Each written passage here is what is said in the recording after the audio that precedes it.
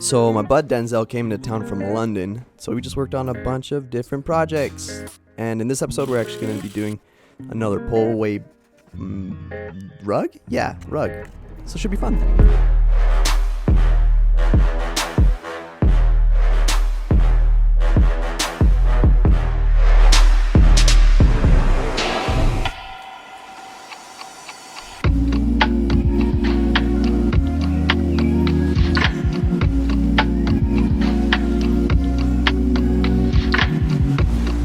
Today's video is sponsored by Squarespace.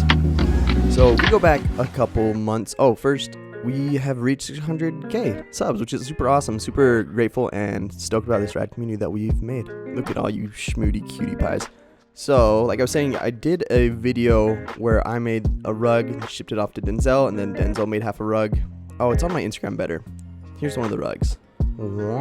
And the way that he sent that rug, he did the skull, he made it so that I could do like a pull-apart rug. Past me will explain. I'm over here in the US. I made this little lion guy, sketched it out, tufted it out, and then, I also shaved it. I forgot to do that. I shaved it, add some detail, and then what I'm gonna do is I shipped it off to Denzel, that cutie. He's in London, and then he went and finished the second half, and he did this fun little skelly guy, and you can see the full videos of both of these on YouTube, and then also you can see the one that he made for me and shipped to me. It turned out really cool. And then so Denzel's over here in the UK, and he made this little skull, modular skull, two-piece, and sent over to me, to which I decided I think it'd be cool to make I don't know, this hollow thing with this little smiley face inside. So I just tufted that on up, and then added some strings so that I could put it together and pull it apart, added more strings, and voila. Here we have a little pull-apart rug. We wanted to do an overseas collab.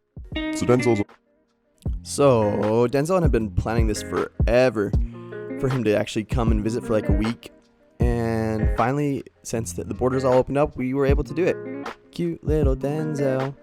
So I came and picked him up, and I had him for a week. I think I got him for 5 days. And so we went and got pizza because first thing pizza, and then we went shopping for supplies and kind of just went to work. I feel kind of bad. I want to do another trip with Denzel where all we did was work for 5 days straight, but we got a bunch of different projects started. And for this one, we wanted to do another pull apart rug. So Denzel was going to make half of it, and then I was going to finish it up. So we started off with this Hannya. I'm going to butcher this name, the Hannya mask. Dude, it's a mess. Denzel was just grinding, getting things done, and I was just goofing around.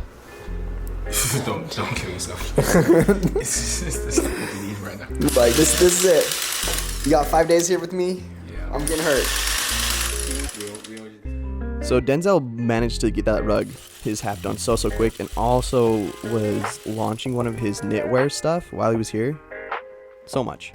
It's always interesting when I do a post, which one people gravitate towards. It's I did the three vests just to have the vest first, but then I'm this was the one that people were resharing the most. Oh, right. And I would have thought this was one that people were let's quit so bright, but you just never know what people want. So with his part done, I decided to do some research on the Hannya mask to figure out what it means and kind of get some ideas for the inside of that rug. So I went ahead and looked it up. Bless you. So the mask represents a jealous female demon, and it says it's usually due to obsession or jealousy, which I can relate with all my cute little OCD that I have. So I looked up some of the images and found a bunch that kind of fit the idea of a pull apart or a split thing. Saw these flowers and thought I'd look up cherry blossoms and what they meant. So maybe we put some cherry blossoms or flowers, or maybe even a skull, or maybe both, kind of like my skull here that I made, to represent the idea that why do we spend so much time obsessing and being jealous when life's short, Let's focus on the good. Don't waste our time being obsessive. Easier said than done with OCD, We love those intrusive thoughts. So anyways, I drew out a bunch of different ideas, kind of just get the brain going and figure out what I want to do. And, I liked them all. The wave was kind of cool, kind of could represent the ebb and flow of things. But I'll probably do the flower or the skull So I have this bigger one. I'm going to draw it out a little bit better. And started working on a little skull and decided I needed a reference. So I got that skull, kind of placed it in the same direction the mask is looking to get the right angles. And with the position kind of figured out, just go in and do the line work. So I have a lot of like irrational fears or kind of existential dread when it comes to death. I think that's why I do so many skulls. Kind of just as a release of those fears and whatnot. And it's funny, I've come to terms where, like, you know, the fact that things end give beauty to, like, the now, here and now. It's kind of like the rarity and scarcity of one thing is what gives it some of its value. So with that, I think that's why a lot of times I'll put flowers in my work. Just juxtaposition. Look at me with my art fake major coming to surface. So got a picture of that and I just uploaded it onto the computador, made some lines, added a jaw because I wanted to have a jaw to fill up some of the space there at the bottom of it, put it how it was going to look inside of the mask, added flowers, decided that was too busy, so we're just going to do just the skull. Then Denzel had a rad idea to put a second element of stretch and like cut that skull in half, and he was going to do something in the middle. So I flipped it around, projected it into place, and sketched out the side that was going to be connected to that right side of the mask. I had to add in the gradient to see where it was going to split down the middle. So I did that real quick, and then like magic, disappear, made sure it lined up. And that left side of the skull is going to be an independent little rug, so I had to put in a new piece and adjust it to fit on the frame, so it wasn't going to get in the way of that snake. Made sure it fit, and started sketching that bad boy out. Oh, bad boy. With it all traced out, I moved that extra frame out of the way and began to work on that skull. First doing that line. And by this time, Denzel had done so many different rugs that his gun kind of started quitting on us. So I had to switch over to my gun, which is kind of squirrely. It's a little bit like quicker, but not as precise. So we'll see how this goes. I got all the line work done, and I wanted to do the shading on this. So I would always like mix my yarn. I'd do one yard that was like white, one that was gray. It kind of worked out, and by the end I was a pro. But now it's Denzel's turn. I think the problem with like being creative is that we mess up a lot, and we don't want to mess up because we're all perfectionists. So what we end up doing is we take like things that mess up as failures. We take it as being suboptimal, but I think the thing is that most things that aren't growing are dead, and if you were perfect at something the first time, then there probably wouldn't really be any point in doing it as a creative endeavor. You know, I can't think of anything more depressing than knowing that my art is never going to get any better than it is. And it's like, if you're not making mistakes, then that means that you're not going to get any better because there's nothing to improve on.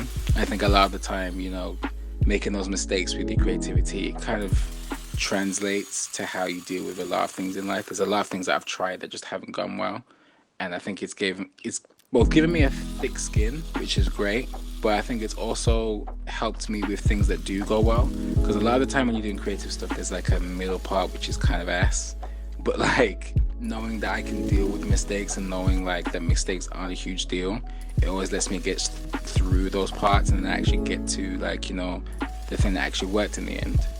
And I think that it's only by having those failures that you realize that, you know, there might be a victory on the other side. I asked Denzel to talk about this because if we know anything, I'm a professional at messing up or doing something and have to redo it. And that's exactly what we did. The inside of the mask, kind of where the skull sat, was just so dark that you couldn't see it. Denzel had the idea to do pink to really make it pop, and it looked really cool. And one thing that I said, I think it's really interesting how our creative process is kind of reflected in how we handle our day-to-day life. You gave both of you back. I know. I'm rug glued. Well done. That should be dry by tomorrow. That one's already been done. Ooh, you got some on you too, shoot. Of course I do. Here's what it is. I'm gonna wash it off. Okay. And before I knew it, Denzel was out of here. He had done 5 days and got 5 different projects started. Bye, Denzel. So I dropped him off at the airport in my undies, and and time for me to get back to work. But before I do that, pass me something to say. So my dad is super hard to shop for, and I finally made the perfect gift for him. And I thought to myself, maybe other people with super hard shoppers would like to buy this too. So I thought I'd make a website and sell it, and I'm gonna try to make that website using my phone. And yeah, so here we go. So first thing, I go to Squarespace and I start free website trial, and then I find a template. And I can actually even use a filter, and I want to do the online store, browse through all the different things. I like this one, so I'm going to start with that one. Then we're going to change that site title to Gift for Dad. And I also realized that they have an app that makes editing a little bit easier, so I went to that. And then we're going to change that image in the front, upload a file from my photo library. I want this little box of nothing. He always asks for nothing, so that's what he's going to get. It's the perfect gift for him. So with that, I want to change that button to the shop button, remove that first thing, and we have a landing page. So in the shop, I added a little product, made the description of it and everything, just a clear box with nothing printed on it, so you know there's nothing in there. Love you, Dad. Now to get the word out that I have the best gift for the best gift givers. So I make an email list, and I can add in people there manually, or I can upload a list from previous emails, whatever. And cool. Oh, look, got one so far. And with that, I can go to my email campaigns, go to this draft where it says find the best gift you're looking for, nothing, with a buy button, add in a little subject line, and then make sure that my list is clicked so it's gonna go to the right people. Perfect. And there we go, I can send it out. Squarespace has made it super easy to make a website. You guys can actually go to the link in my description, www.squarespace.com/Shmoxd, to start making that free website today. And then when you do decide to launch it or buy a domain, remember the coupon code Shmoxd to get 10% off your first purchase. Cool. And with that, I got the second half of that skull all finished up. Tried to get some shading done. By the end of these projects, I feel like I'm pretty decent at shading, so that's fun. Oh, took a sip of some of the water that Denzel left, and it was kind of old, but not too bad. And now all I need to do is clean up this rug, put some backing on it, and then figure out how to piece it together with the other rugs to make it pull apart. And I'll be doing that in a future episode, so stay tuned.